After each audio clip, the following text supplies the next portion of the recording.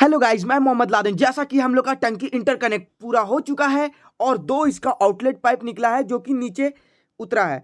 Stair room पे हम लोग 4 टंकी रखे हैं हेडरूम पे। तो आइए नीचे चल के दिखाते हैं किस तरह से परपेट वाल पे पाइप उतारा जाता है। तो सबसे पहले परपेट वाल का जो हाइट है वो अपने को रख लेना है 30 इंच जमीन से, और होल टुकड़ा जो निकालते हैं उसको 5 इंच ऊपर रख के निकालना है, और बल्ब का डिस्टेंस टी से 6 इंच का डिस्टेंस देना है, क्योंकि चाबी अगर रिपेयर होता है कभी तो टी और पाइप को डैमेज नहीं हो सके, ज़्यादा नुकसान नहीं हो सके, फिटिंग कम से कम यूज और नुकसान हो पाए। तो इसलिए 6 इंच का डिस्टेंस जरूर दे चाबी पे। पसंद आया तो लाइक करें, सब्सक्राइब करें। थैंक